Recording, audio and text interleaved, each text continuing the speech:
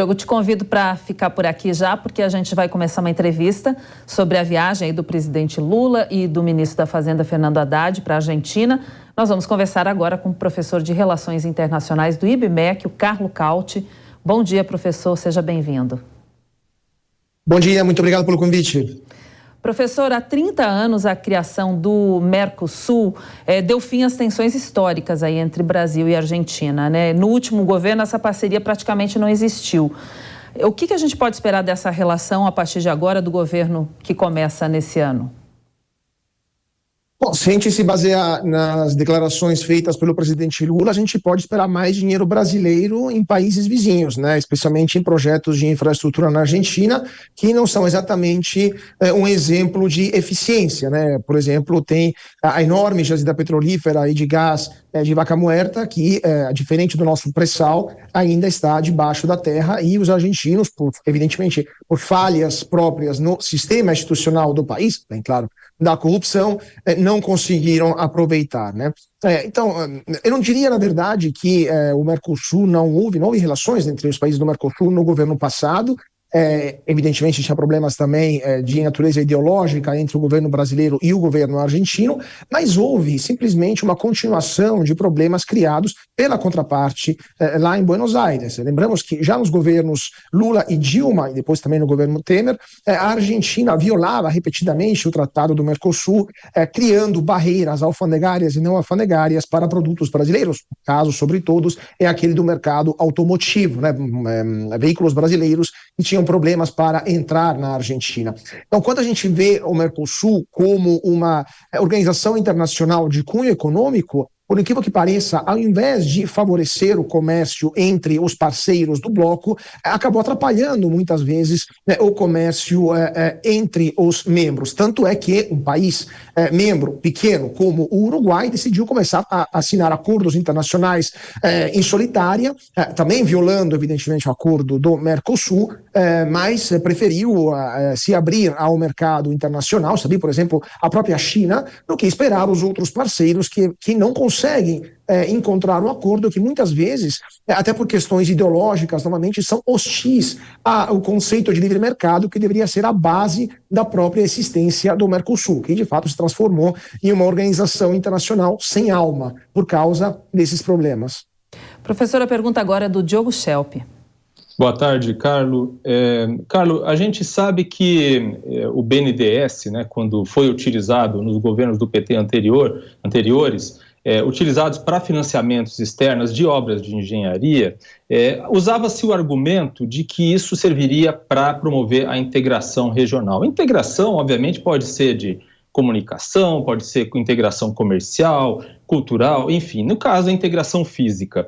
No entanto, estudos que foram feitos sobre aquele período mostraram que a maior parte dos investimentos para obras de infraestrutura financiados pelo BNDES foram para projetos de interesse interno dos países, não para projetos de integração entre os países. É o caso do metrô de Caracas, né?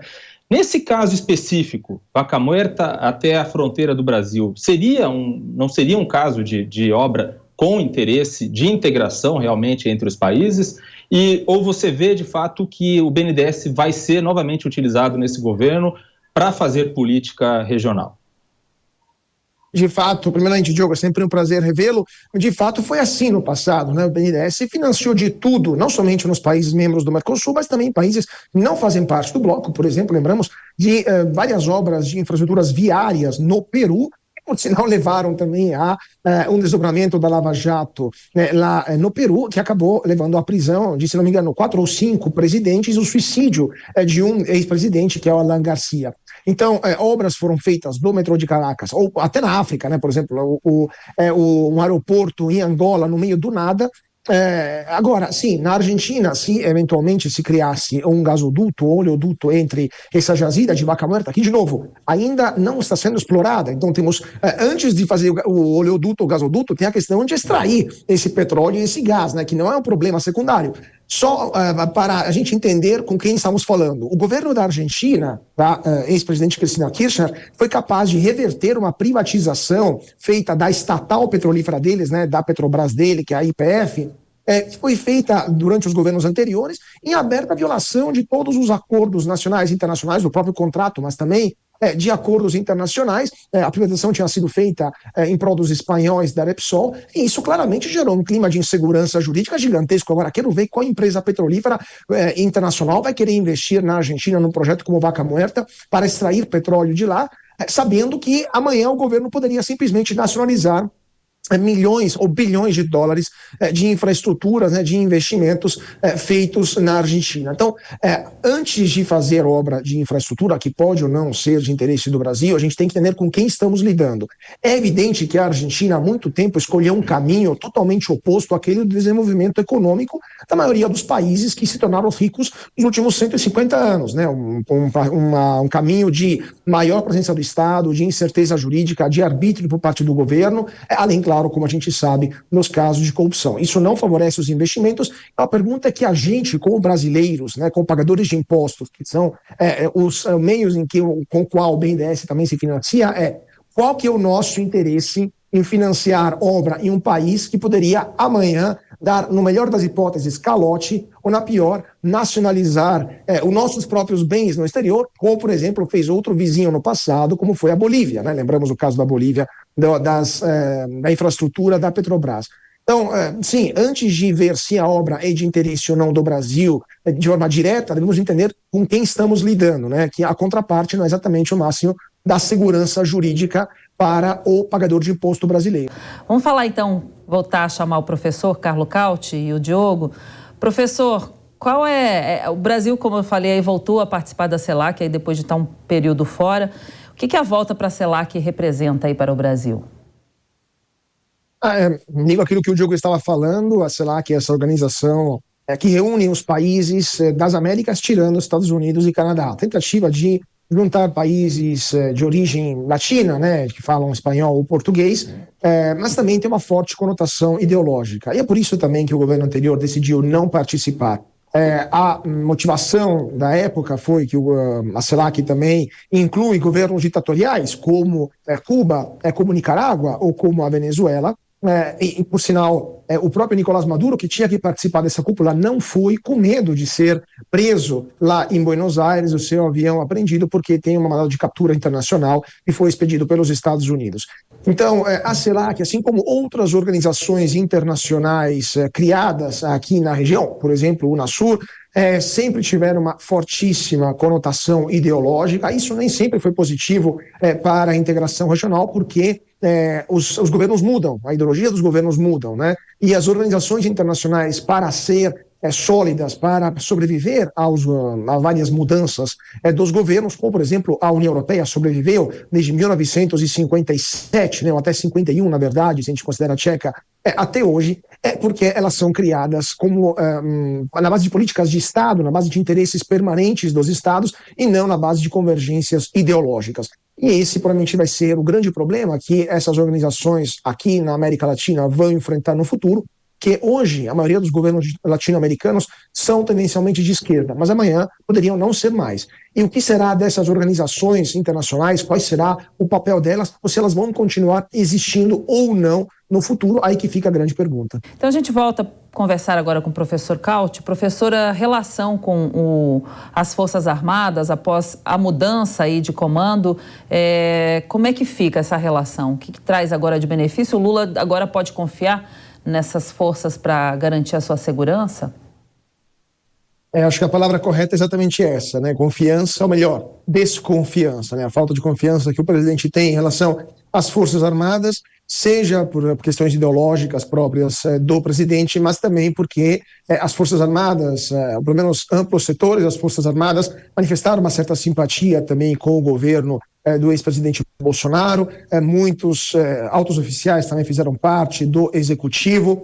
Não somente estamos falando do Exército, Marinha e Aeronáutica, mas também, por exemplo, a Polícia Militar, até os quadros mais baixos, né, a tropa mesmo da Polícia Militar, ela tem uma simpatia manifesta, evidente, para o governo anterior, ou, para melhor dizer, uma antipatia evidente para o atual governo. Isso claramente gera uma certa um certo desconforto no parte do executivo, que claramente não pode mandar embora 500 mil de policiais militares do Brasil inteiro, até porque não é de competência dele, de competência dos governos estaduais.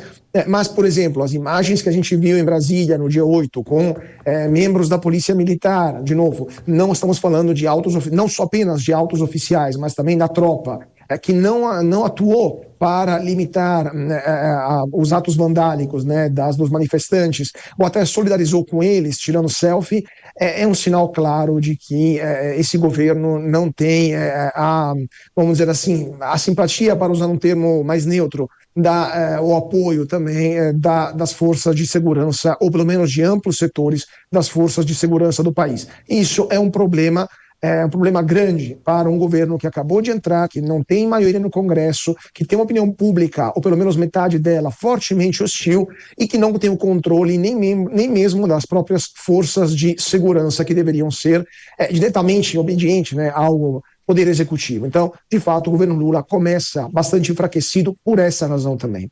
Diogo? Professor, na semana passada, o general Tomás Paiva, que agora será o novo comandante do Exército, ele disse que militares podem ter opinião própria, mas que não devem manifestá-la. E ele teria dito também nos bastidores para integrantes do governo que quer que haja uma punição aos militares que participaram dos atos de 8 de janeiro, e, enfim, uma punição que, por exemplo, não ocorreu no passado, no caso de Eduardo Pazuello, quando participou de um ato político ao lado do presidente. Por que é importante essa separação entre política e Forças Armadas?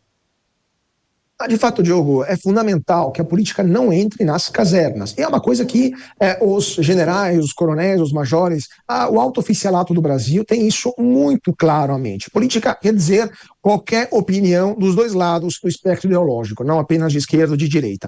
Por que isso? Porque o Exército, as Forças Armadas não são um órgão de partido, um órgão de governo, são um órgão de Estado. Elas não podem ser utilizadas para fins próprios de um governo que vai passar, né? Vão chegar outros governos, mas os interesses da nação, esses vão continuar ao longo do tempo. E o risco, se as Forças Armadas começam a se politizar de forma até extrema, até fora do controle, isso claramente não tem como ver quando a politização é pequena, média ou grande, né? É um problema sempre. O risco é que se torne uma Venezuela, aquilo que a gente viu na Venezuela. Hugo Chávez começou esse processo, até porque ele mesmo era um militar, de ideologia dentro de introdução de elementos ideológicos dentro das academias militares, das casernas. Isso acabou, 20 anos depois, levando a uma geração inteira de altos oficiais que estão alinhados ideologicamente com o governo, que evidentemente massacra a própria população, um governo ditatorial que mantém o controle, mantém o poder apenas através da força bruta, né? Além, claro, de casos de corrupção, envolvimento com narcotráfico de muitos generais lá na Venezuela.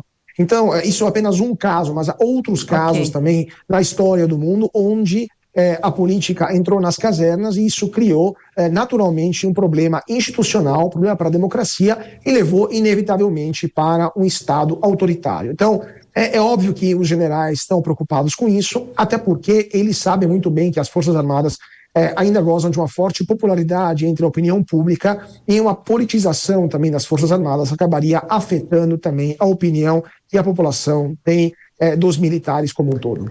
Bom, muito bem. Obrigada, professor aí de Relações Internacionais do IBMEC, o Carlo Cauty. Obrigado pela entrevista. Uma boa tarde. Muito obrigado, Cláudia. Boa tarde.